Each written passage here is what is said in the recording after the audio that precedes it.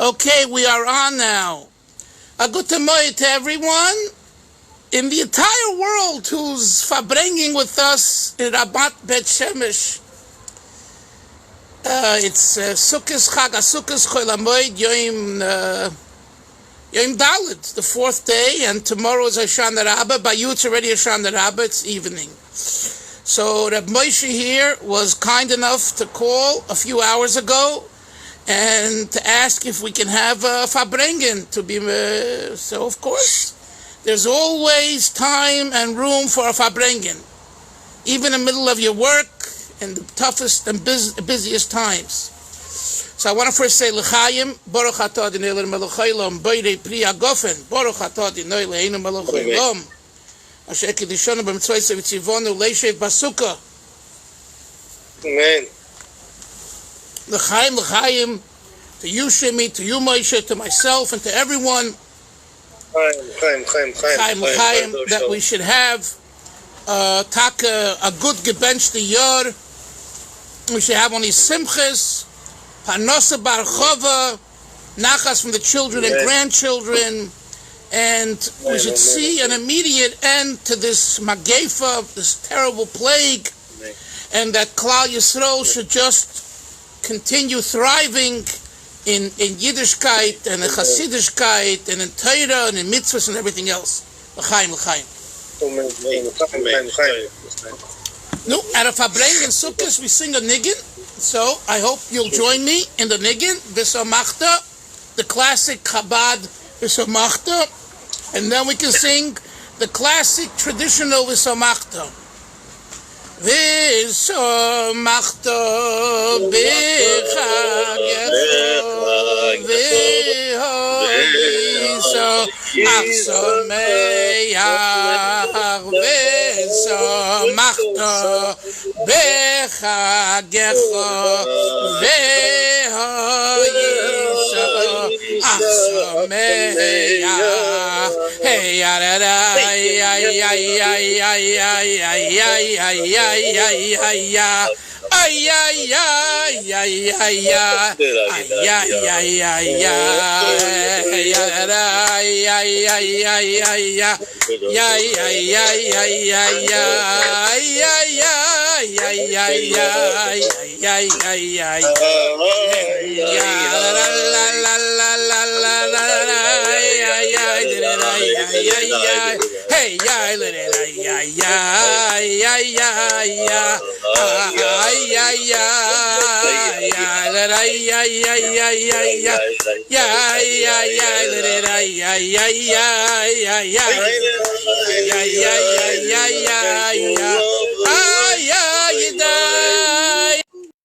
I could bring about him and his story for an hour, but it's a different topic.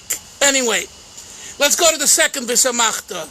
V'samachta b'chagecha v'ha'yisa ach sameach v'samachta b'chagecha v'ha'yisa ach sameach v'samachta b'chagecha v'ha'yisa ach sameach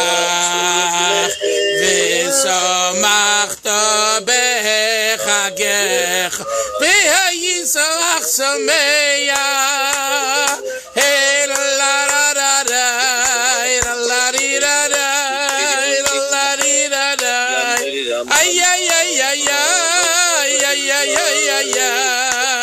ay ay ay hey ay ay ay ay ay ay ay ay la ya ya ya ya hey ay ay ay ay ay ay ay la da hey ya ya ya ya ya ya ya ya ya ay ay ay ay ay ay ay l'chaim. So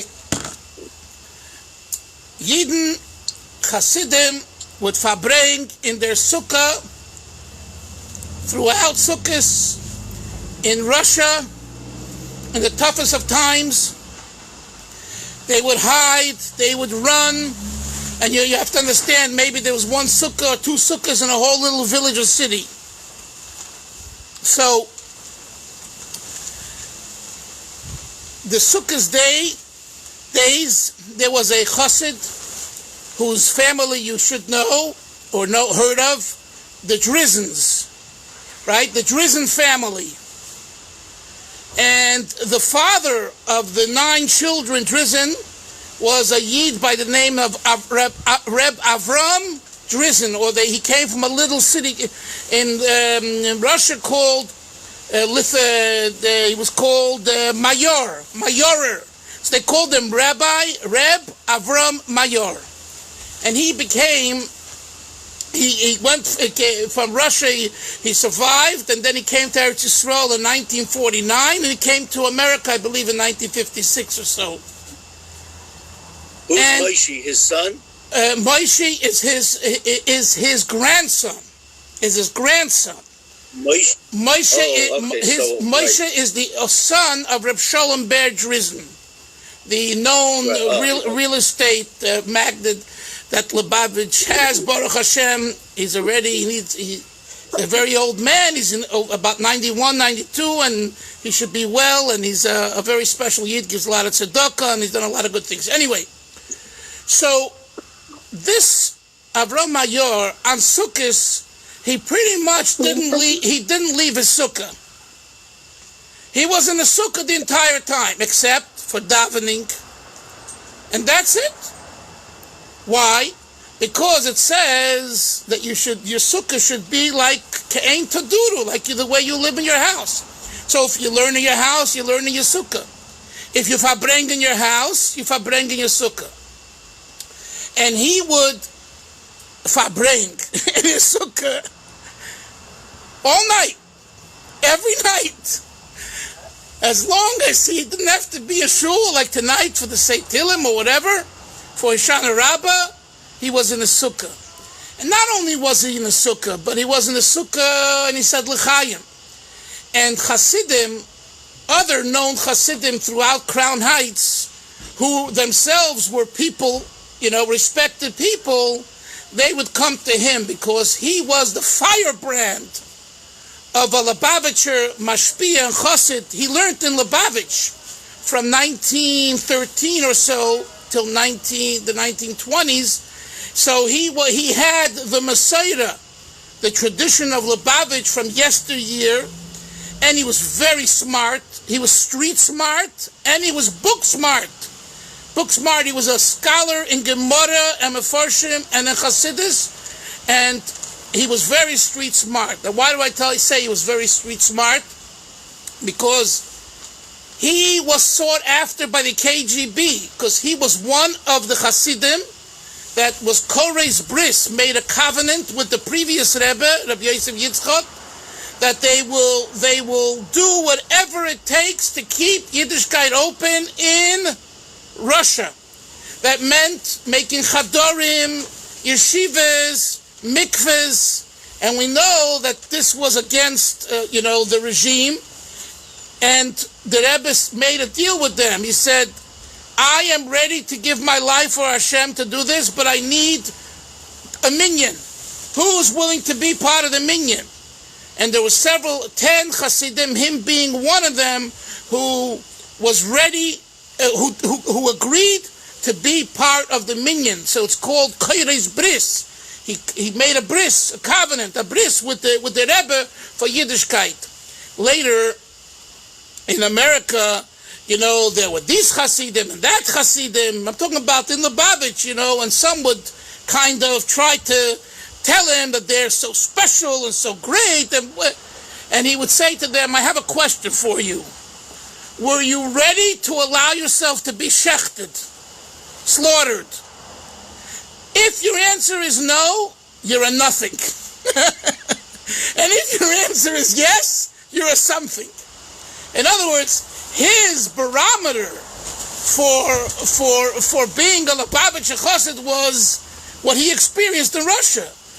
And you have to understand that these were all, great Chassidim and people who were dedicated.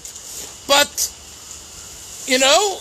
when they put you against the wall and it's either your kids or you, or tell me this and squeal this, and who else is teaching in the Talmud Torah, who are the Rabbis, who are the families.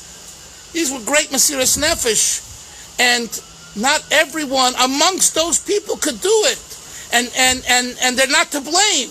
It was the exception to the rule who was able to do it. And this Reb Avram that I'm telling you about was one such a Jew. And that's why all the Hasidim, from the biggest to the smallest in Crown Heights, they would come to his sukkah. Because they knew this is a man who was on the front. And that's why I say that he was street smart. There is book smart. There's a great Rosh Hashiva and a great Mashpia and a great orator and a teacher. It's all nice.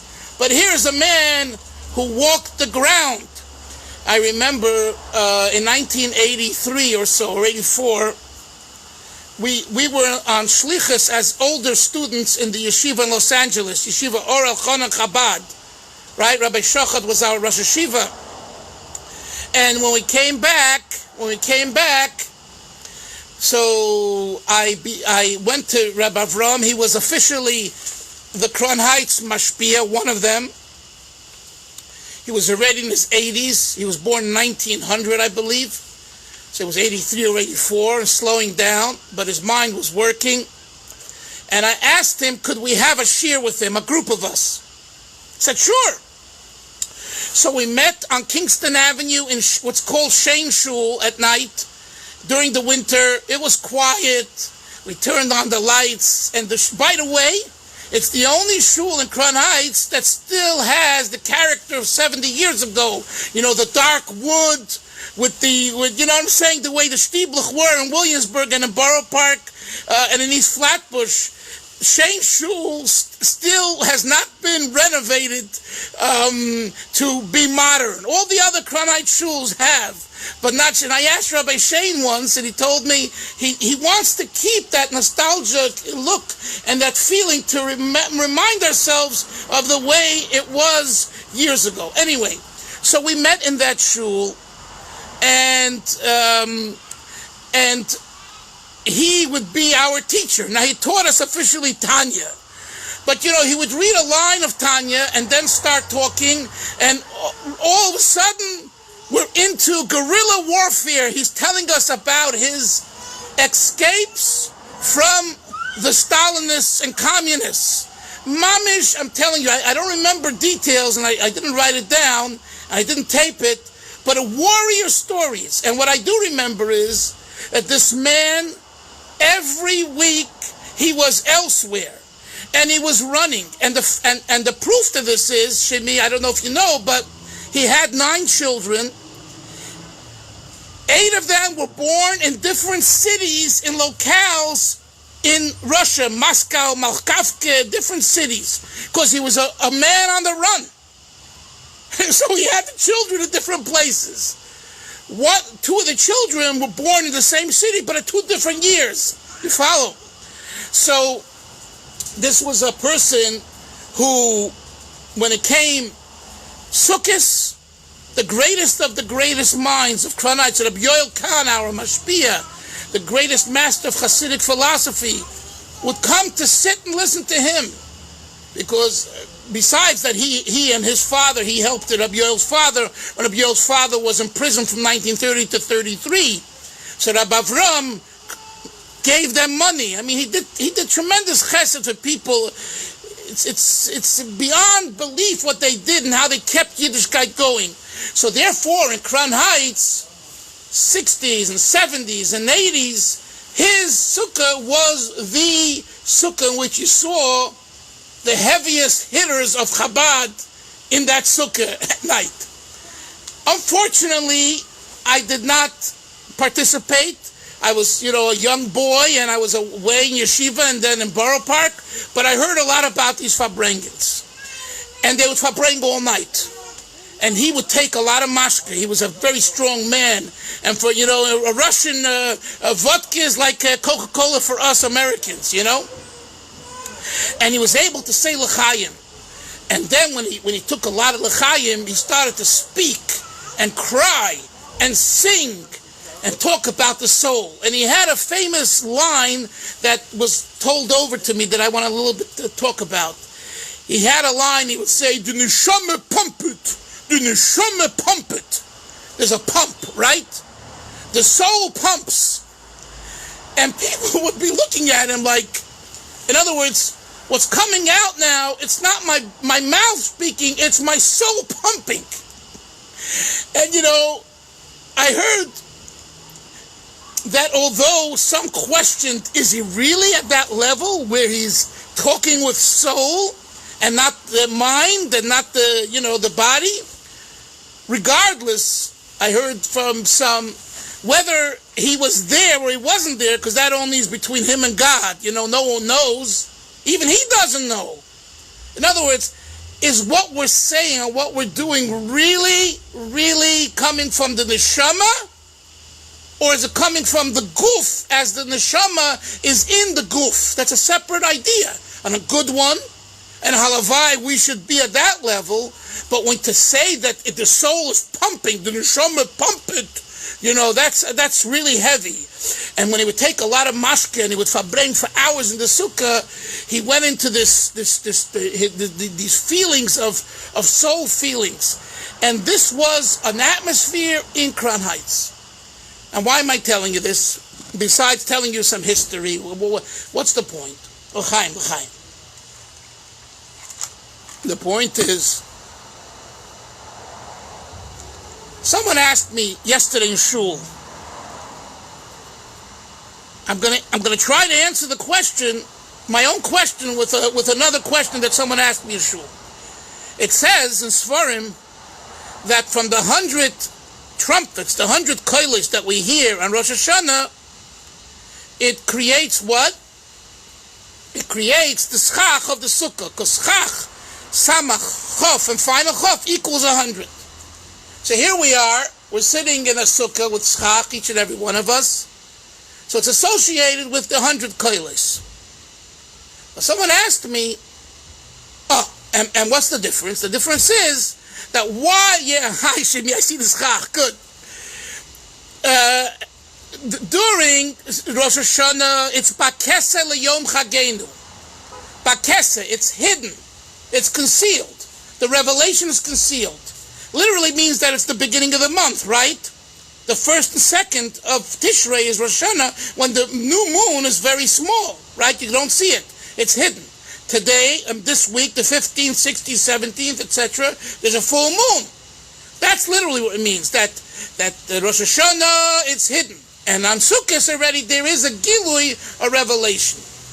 But on a more spiritual level, this question was, wait a minute. Here are the walls of the sukkah, you see them. So why dafke is the schach the gilui? If you want to talk about revelation, you have the walls. I could see walls. And then he asked another question. The 100 sounds that we heard is not gilui. We heard them with our ears. Someone made a bracha, and we answered amen, and we heard the tkiyas. So why is that considered bakese, hidden, concealed? And dafke the schach is considered revealed. So I thought, and I told them briefly that let's answer the question balabatish, very down to earth.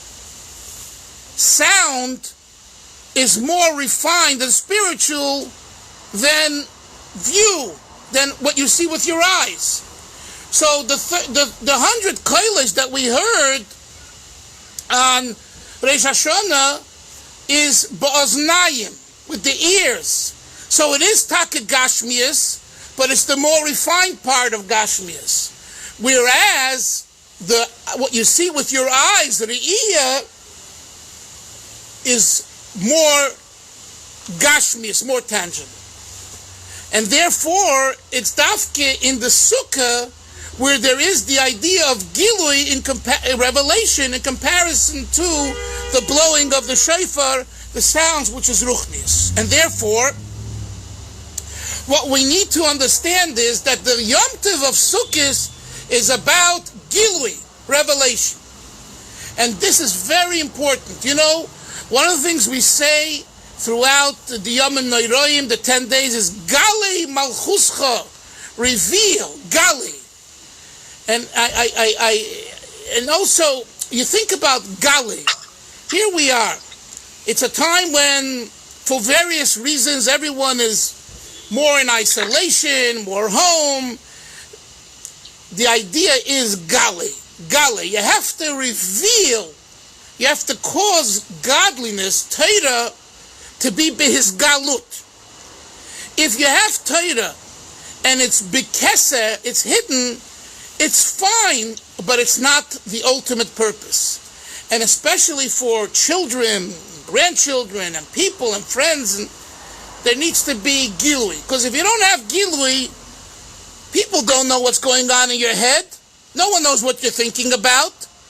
I'm sorry.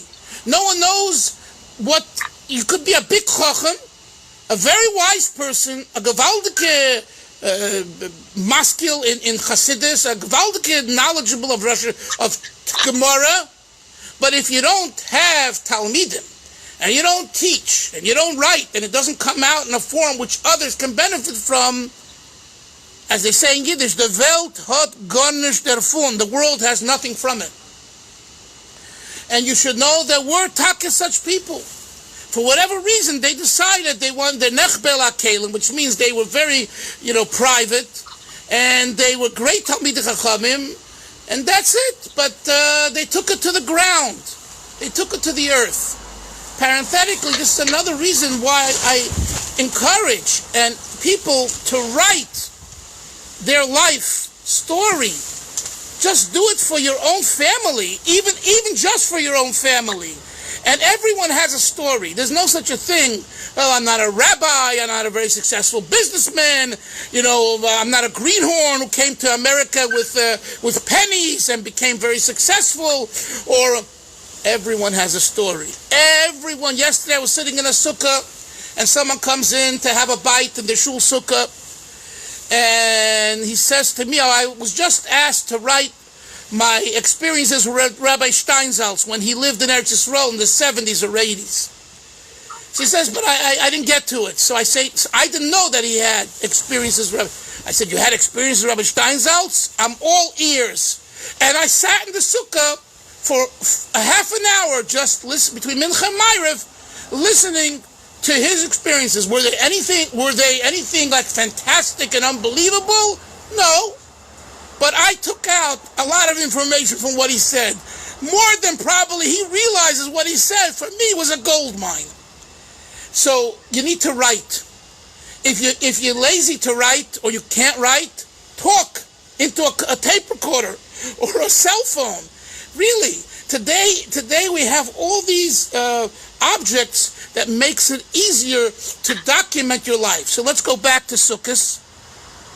Sukkos is about, and just parenthetically again, writing can be very therapeutic. You can express yourself. And those heavy burdens on your heart will start falling away. Or at least you'll confront them. You'll deal with them. It's a very, very, very beautiful. It's hard to put it in words, but writing is a very, very therapeutic activity. So, this idea of Sukkos is Gilui, revelation. And that's why the month of the Yom Tovim, right? What does it say in Medrash? This month of Tishrei is Meruba B'Moados. Is an abundance, Yoni, of what? Of holidays. Meruba, a ribui, a multitude. Rosh Hashanah, Yom Kippur, Elul, Slichos, Rosh Hashanah, Yom Kippur, Sukkos, Shmini Atzeres, Simchas Torah Mitzvah Shem, Shabbos Bereishis. Wow. We get it all packed in. Lahavdil, the Goyim, the non-Jews, have holidays, but it's, scattered more. We get it. We get such a dosage. And it's gewaldig. It really is gewaldig. Next year, it's even more gewaldig. I don't know if you know, but next year, people will work. I have a friend, a lawyer, he says, I might as well take off the month of Tishrei because all the Yom Tovim are during the week. on a Tuesday, a Monday, Tuesday, or Wednesday, so you can't get any work done. So you might as well go on vacation for a month and go somewhere. But Baruch Hashem that we're able to have such an opportunity. So when we talk about this Rabbi Avram Mayor sitting in the sukkah and Farbrengen all night, my dear friends, and I'm talking to myself, we could do the same thing. Now, whether people are going to come to our sukkah to join us, I don't know. But one thing's for sure, that we need to inculcate the Yiddishkeit, the Tishrei month in a way that it becomes B'Hizgalus. It becomes revealed. It's open. When someone looks at you, he sees, this Shimi Weiss was a Yid who was sitting at 10, 11 at night in Bet Shemesh and having a Farbrengen, even though it's only on Zoom right now, but he went through a Farbrengen. Because he went through a Farbrengen. So the next morning, Hoshana Rabbah, when he's banging away to change the 5 Gevuros to Chasodim, right? We banged 5 times. As it says in the Yehiratzon of the Chabad Siddur, and in other Siddurim, it says that the purpose is to transform the Gevuros lahamtik et Gevuros, which, by the way, is a very important idea. It's no joke. We're not into banging. We're not crackpots, you know. We have nothing better to do than to bang. But just as they banged in the Beis Hamikdash, right? The Arava, it says in the Mishnah, right? They banged it, the Chavitas Aravos. So do we bang. What's the spiritual significance? Bang out from yourself the negativity. Gevuros, negativity, judgmentalism. I received another email from a friend living in Passaic, New Jersey. And he says he either went to Crown Heights or he saw, I don't know, online, he saw some Simchas Beis HaShe'eva with Chabadniks playing a guitar, beating to African music. So he says to me, what's going on here? Is this Chabad? What's going on here? So I don't know the particulars, you know, I don't know, so I can't. And then he says to me, what is Chabad's shita on too much judgmentalism? He knows that Chabad always tries not to be judgmental. That's the mahalach, that's the approach. But he says, is there a shear? Is there an end? In other words, could anything go? And it's a good question. Because there is a Messiah. There is a Messiah. And this is very important. The balance, the difference, the line between proper Messiah and not is a very thin line. And of course, every rabbi in every community makes their own decision. We know that. But to ourselves, we have to know that the Messiah we grew up with, and we're talking here to each other, you know, we had a yeshiva background. We need to know that the Messiah that we had is a correct one. Whether it's Litvish or modern Orthodox or Hasidish or Lubavitch, it's all, those are semantics. But overall, the Torah Kadosha is our Messiah. And therefore, whether you should put down someone else who's doing the Yiddishkeit not the way your Messiah is, no. As long as they have a Messiah. But for yourself, you should respect and implement the Messiah you grew up with or you believe with now. It's very important. Otherwise, your Yiddishkeit becomes wishy-washy. One day I eat here, the next day I go there, and the third day I'm somewhere else. I pick and choose. So Chabad has the shortest davening on Rosh Hashanah Yom Kippur. I'm going to daven with Chabad. But on a regular Friday night, come on, you can't compare that to a Karlbach davening. The joy. Well, someone else says, wait a minute, But these Karlbaniks, they dance around like maniacs, like kooks. Nah, I don't want to be there. I want to be, in a middle area. We'll go to Eish Kodesh. It's right in the middle between Chabad and Karlbach. No problem. No one's stopping you. Today, it's a Yiddishkeit that everything is open to you. And kol hakavod. But at the same time, it's important, especially with raising children, to have a Masayda, and as long as you don't put down and embarrass and be judgmental to another Masayda, you have a right, and not only have a right, you need to live with a tradition. Because law and order is a healthy thing for a human being, and especially a Torah Jew, especially a child and a teenager. And the reason, one of the reasons, I'm not going to say the reason, one of the reasons why we have such fallout today is, I'm sorry I have to bring this up. Last night at the debate between the vice president and the potential one and the senator, I don't know if you saw or heard about it, but the last question was from a 12-year-old girl, Brickley, from Utah. The debate was in Utah. And you know what she said? You know what her question was? Did you hear? Her question was, if you guys are fighting, and if the Democrats and Republicans are tearing each other apart, how do you expect us young teenagers and the future to see a good life in front of us? I mean, it's a good question, and it's an obvious question, and I saw and see this question in our community. How do you expect Balibatim, congregants, the average person, to be beseder if the rabbis and the rabbonim are fighting with each other? You know what I'm saying? There has to be unity. There has to be shalom. And this is something we could do. And disregard the fact that other people are fighting. You know the famous story.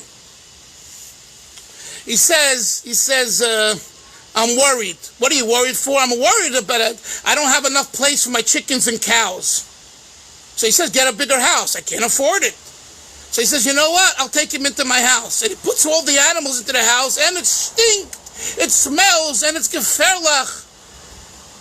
And slowly but surely they get used to it. And they live in peace, and everyone is together. I say, it's so large and free, it's a geschmack. When you have unity, you have ava, v'achva, v'sholem, v'reyos, you have everything. Really, you have everything. And this was a nekuda ikris by these chassidim like Rabbi Avrom Mayor. I'll just give you an example. And it's not just by him, but someone doesn't have where to stay. They used to sleep under the table, on top of the table. What do you mean? A Yid needs a place. He's drifting. He doesn't have where to go. Okay, you don't have a bed for him? Fine. You have a couch? Good. You have a floor? Good. You have a table? Under the table. Under the table in 1989 when we had the earthquake in San Francisco, I remember we went under the table. That's what they told us. Either hide under the table or in the doorway. Right? So under the table is good to protect you from an earthquake. But it's not good enough to have a Yid sleep there because he doesn't have where to sleep. Baruch Hashem, today, most people have places to sleep, but it's the nekuda. The nekuda is, and I was talking to Moshe before we began the Farbrengen,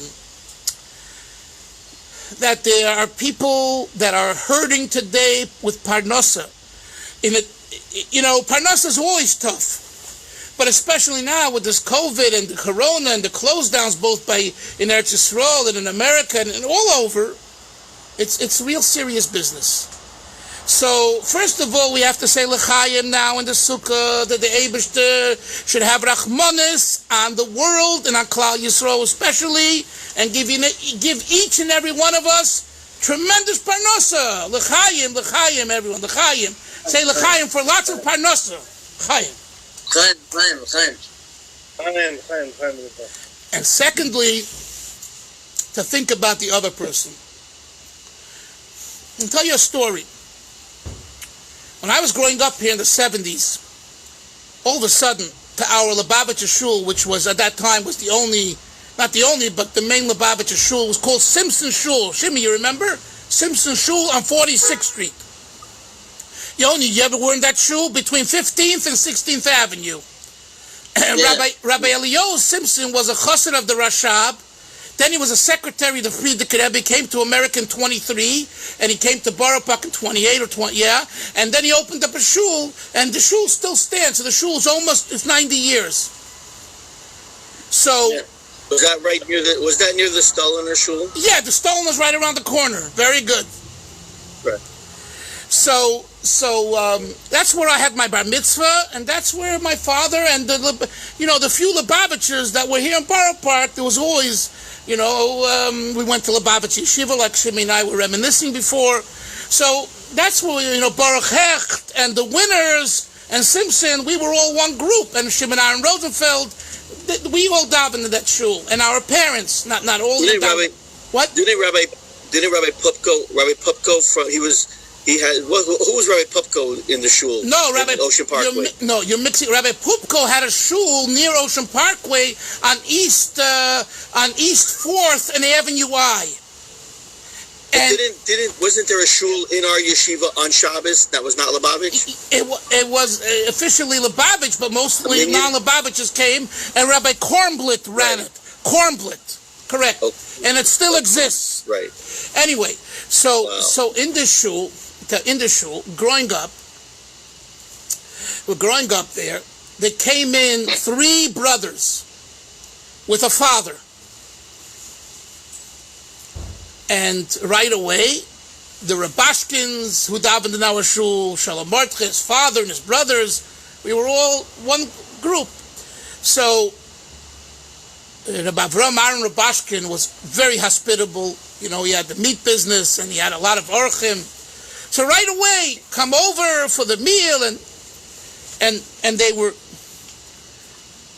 I haven't seen them since the 70s, probably 75, 76. You're talking about 40, 45 years. I told Moshe for the first 2 days I was on Far Rockaway because my son, my daughter-in-law's parents lived there. My son came from Florida with the grandchildren, so I wanted to be together. So we went. I'm in shul. It's called Rabbi Reuben Shul. He's a Satmar who came in 51. He called himself the Sultzaver Rebbe, and he's been there from 51. And Baruch Hashem, he built a nice building, and there's a small mikveh. So it was easier for me to go there than to walk over to the Chabad Shul. They have a Chabad Shul in a house, which now it's outside, but the Sultzaver Shul is inside, and I just wanted to. It was air conditioned and it was nice and social distance. It was nice. A few people had masks. Mostly didn't. It was just a nice atmosphere, and he sings very beautifully. Mamish, beautiful voice. It was very nice for me to be there. I liked it. Anyway, I see someone walking by, and I noticed on the knaf, on the beg, on the talis, I noticed a name. And I said, that's it.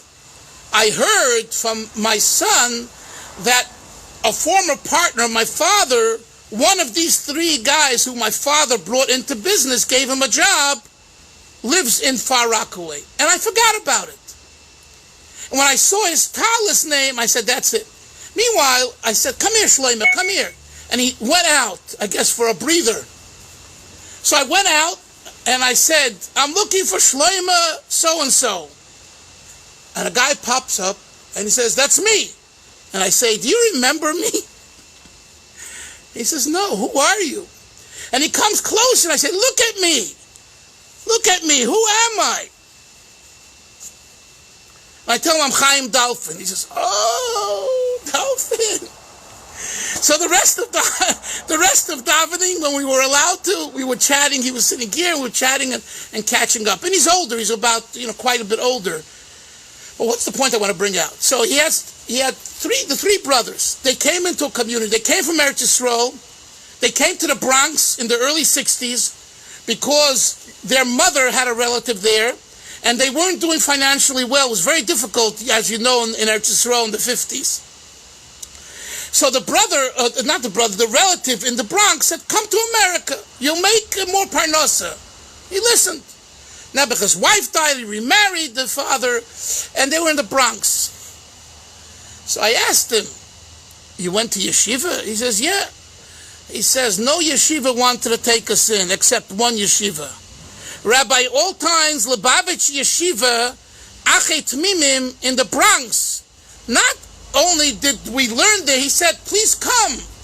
Money isn't an issue. Money, yeah, money, no. And believe me, he wasn't rolling in money. I know. And that's what they learned as boys, teenagers. Then they came 10 years later to our Borough Park Lubavitch Shul Samach Tzedek. And the Rabashkins, my father and others, are makar of them. My father goes over to this shleima and he says, what are you doing? He says, I don't have a work.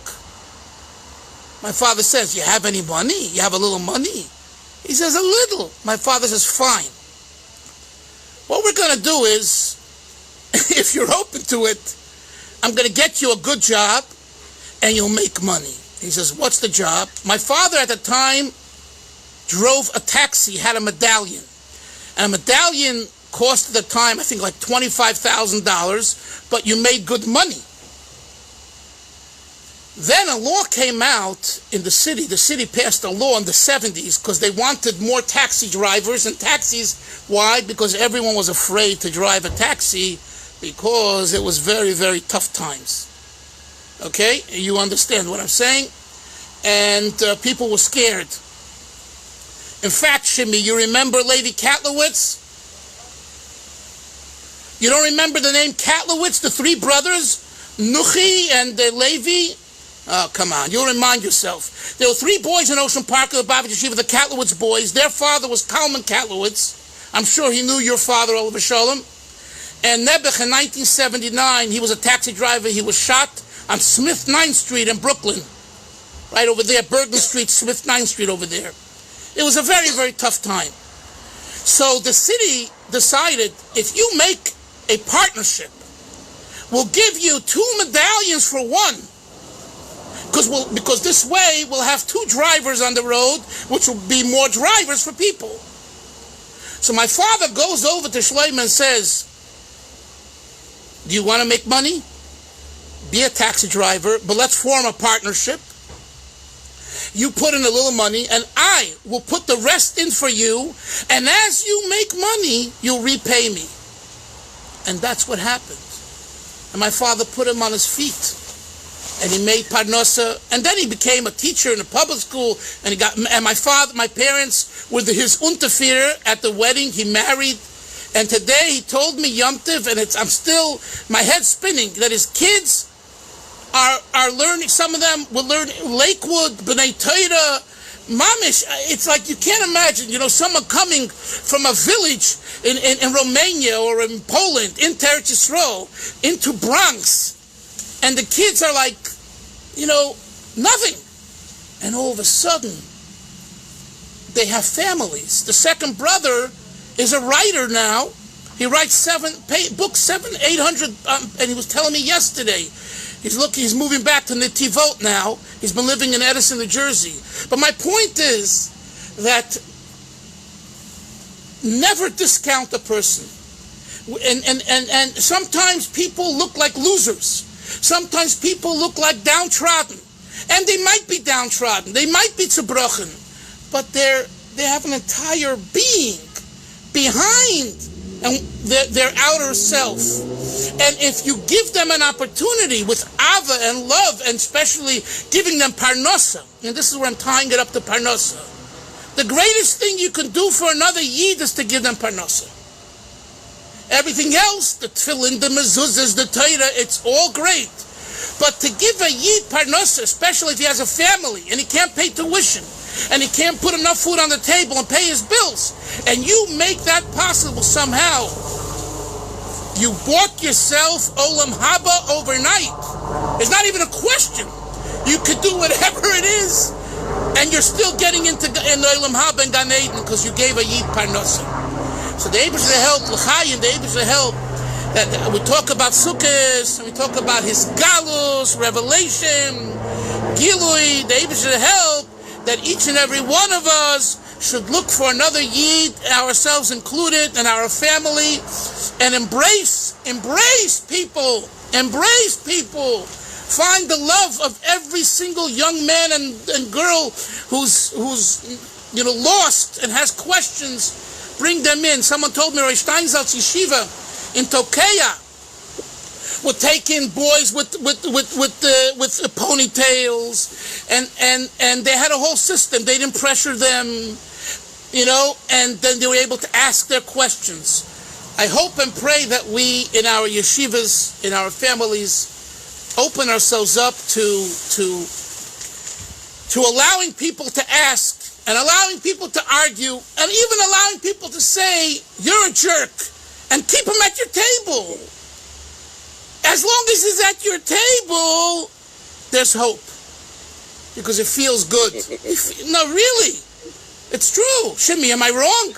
As long as you, right? What was the Rebbe's vort?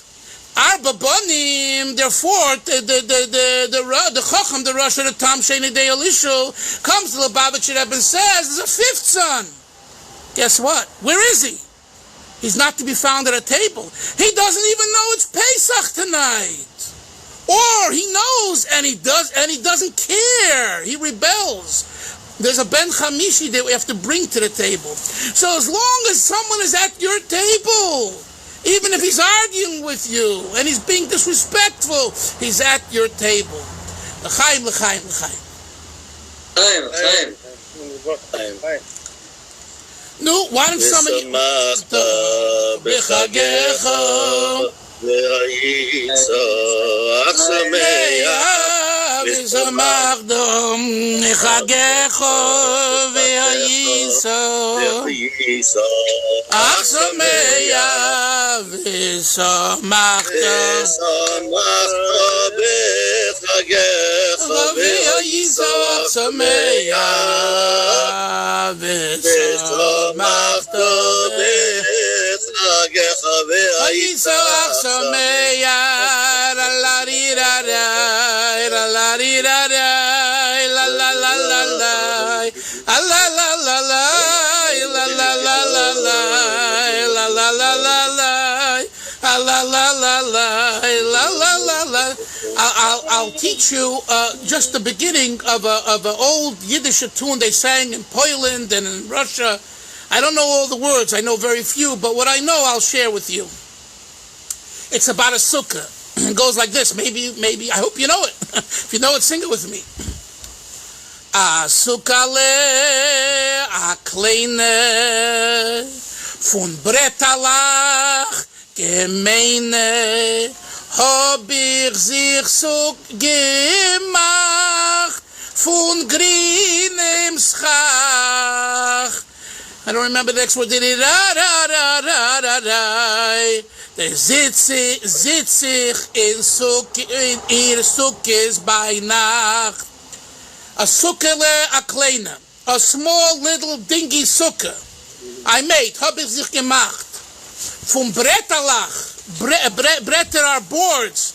Gemeine, cheap, rotten boards.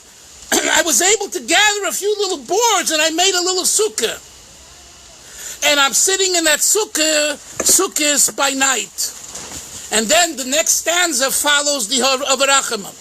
Avarachamon hu yokim lanu esukas David hanoifeles. Avarachamon hu yokim lanu esukas David hanoifeles. And there's many more stanzas that you sing in Yiddish, and you go back to the HaMoed. Asukale, a kleine, vom Bretala, gemeine, hab ich sich Sukkos gemacht, mit grünem Schach, with green Schach, mit grünem Schach, auf der Dach, on the roof. It rhymes, it all rhymes. Auf der Dach, I sit in Sukkos by Nacht.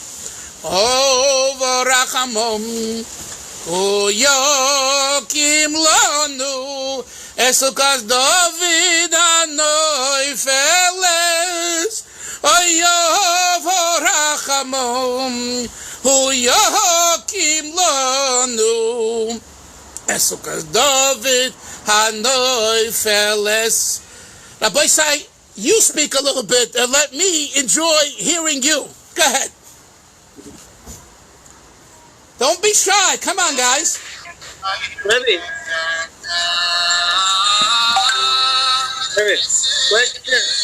question about Hoshana Rabbah.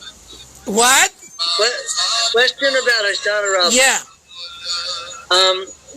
What's the significance? I don't understand the you're talking about how we have to clop out the negativity from ourselves, right? Yeah. But is that the Hasidish Lubavitch way or Baal Shem Tov way? Or that's also no. Thing also. It's a halacha that in the Beis Hamikdash they did on Hoshana Rabbah, they banged the Arava. That's in the Mishnah in the Gemara.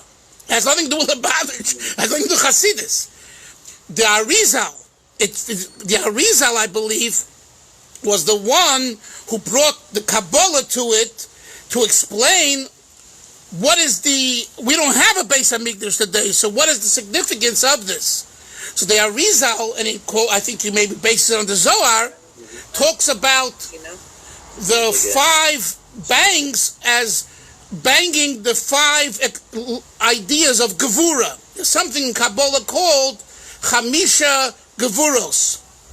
So taking these negative Gevura, judgment, negative, and it says in the Yehi, you look tomorrow, please, in the Yehi, if you don't understand the Hebrew, look in the English, and you'll see it says that what we're doing is we're transforming the Gevura to vis-a-vis, the banging it to make it sweet.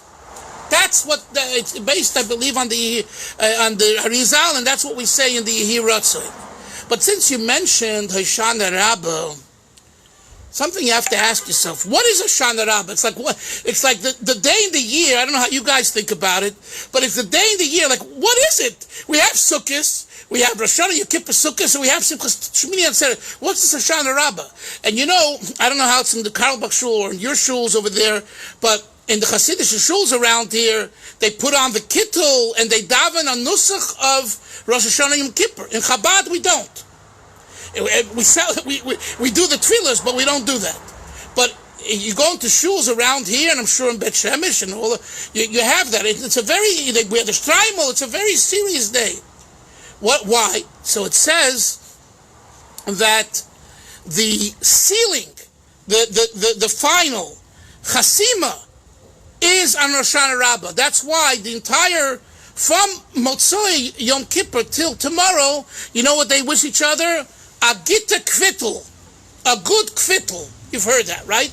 Kvittel is a petitionary note. In other words, the note that we bring to HaKadosh Baruch Hu should be good. Now, one second. We had Rosh Hashanah, the Ksiva. We had Yom Kippur, the Chasima. So I thought it's all finished. What's going on? What do you need Hoshana Rabbah? So first of all, you all know that in our religion, in Yiddishkeit, in Judaism, there's always a second chance. That's a given.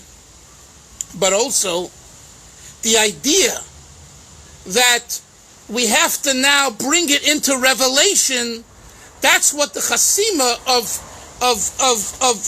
Hoshana Rabbah is about. The chasima of Hoshana Rabbah is about having it be in the bank, in your life.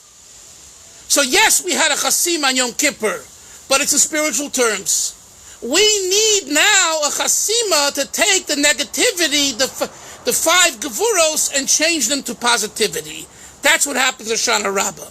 Number 2, you'll see tomorrow in the Tefillas Hoshana Rabbah we talk about rain, that the rain should be for bracha.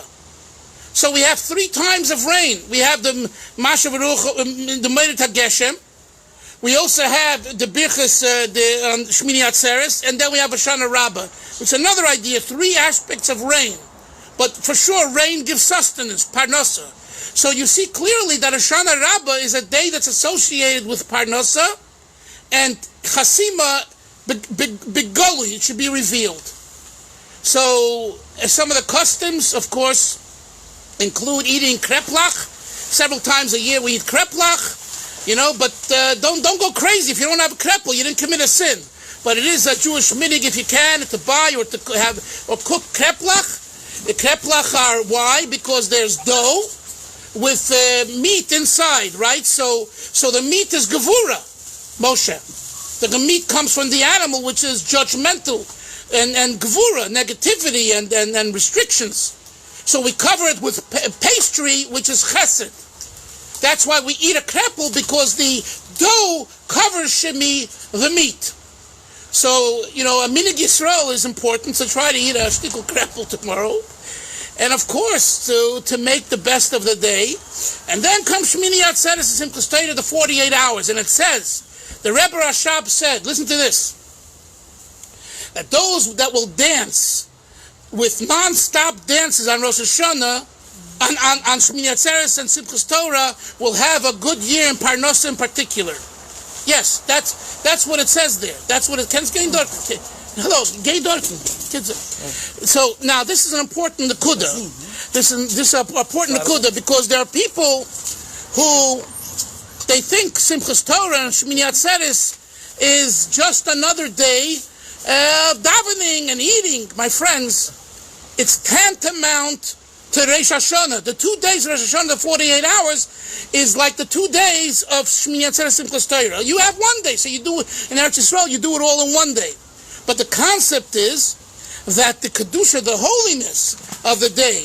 So now, I once saw a chassid in 770 who he had a heart, he couldn't dance, he was older. He would stand in one place and bang his feet the whole time. He would move his feet up and down. So the fact that some of you maybe will be by yourselves or not with a lot of people, or you don't want to hold on to people because of social distancing and stuff like that, that doesn't take away what's going in the heart. And if you say l'chaim a little bit, you'll be able to relax and be more free to dance with a simcha. Because the call of the hour is simcha. L'chaim, l'chaim, l'chaim. Chaim l'bracha, chaim. Wow. You explained the krepel, but why on Simchas Torah do we have halachas, stuffed cabbage? The same idea. What's the deal with that? Halachas is the same idea, because the meat is inside and the covering. So it's the idea of chesed covering gevura. The same idea. Yeah, you remind me. I got the holichke. My bubba, my Polish bubba used to make good holichkes. Yeah, I remember. Anyway, Rabbi Sai, anything else? Anyone else want to say something? Moshe, Shimi, anything? I was going to say. Computer ended.